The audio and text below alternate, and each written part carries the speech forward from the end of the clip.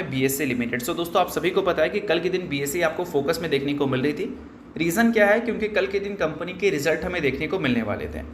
अब रिजल्ट को लेकर मार्केट उम्मीद क्या कर रही थी कि कंपनी का जो रेवेन्यू है वो बेस्ट रेवेन्यू दिखेगा एक पर्टिकुलर क्वार्टर का, बट कंपनी का जो नेट प्रॉफिट है वो बेस्ट नहीं दिखेगा, क्यू बेसिस पे उसमें गिरावट देखने को मिलेगी। बट कंपनी ने क्या रिपोर्ट किया? एक्सपेक्टेशंस के हिसाब से अगर हम देखें तो रेवेन्यू भी कंपनी ने बहुत अच्छा रिपोर्ट किया, एक्सपेक्टेशंस को बीट भी किया। मार्जिन्स में कंपनी से उम्मीद किया जा रहा था कि मार्जिन्स में गिरावट दिखेगा, मार्जिन्स में भी गिरावट देखने को नहीं मिला, वहाँ पर भी जंप हमें देखने को मिली। और नेट प्रॉफिट की बात करें तो वहाँ पर भी जंप देखने को मिली, जो कि मार्केट उम्मीद कर रही थी गिरावट हमें देखने को मिलेगा।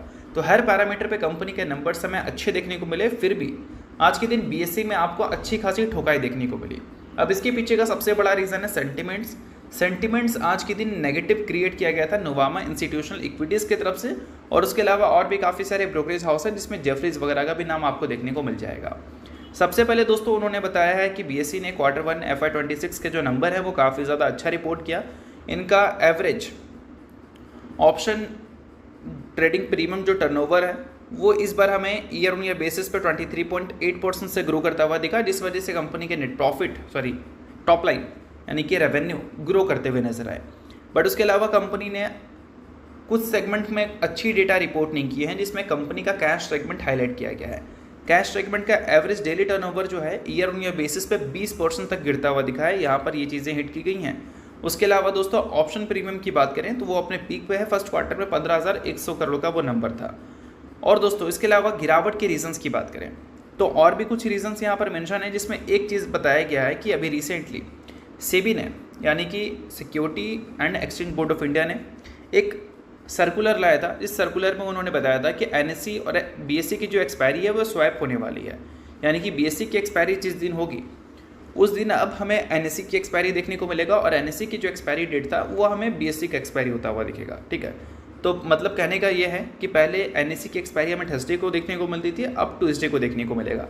बीएसई की एक्सपायरी पहले ट्यूसडे को देखने को मिलता था, अब हमें थर्सडे को देखने को मिलेगा।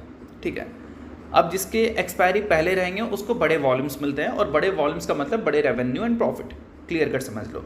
तो ये जो सर्कुलर में ये जो स्वैप किया था सेबी ने, उसके जो इफेक्टिव डेट है मतलब उसके जो स्टार्टिंग डेट है वो हमें सितंबर से देखने को मिलेगा, यानी कि Q2 में इस चीज़ की वजह से बीएसई के जो नंबर्स हैं उसमें इम्पैक्ट हमें देखने को मिल सकता है, ऐसा ये नोवामा उम्मीद कर रहे हैं। और साथ में दोस्तों यहाँ पर ये भी मेंशन किया गया है, यानी कि बोल सकते हैं जुलाई मंथ का डेटा है ऑप्शन का, जिसमें मंथ ऑन मंथ बेसिस पे डिक्लाइन देखने को मिल रही है, क्योंकि लोअर वॉलेटिलिटीज़ हमें देखने को मिली है। इस वजह से 10.2% की गिरावट है इनके वॉल्यूम्स में, या फिर बोल सकते हैं प्रीमियम टर्नओवर्स में। ठीक है, प्रीमियम टर्नओवर्स के वॉल्यूम्स में।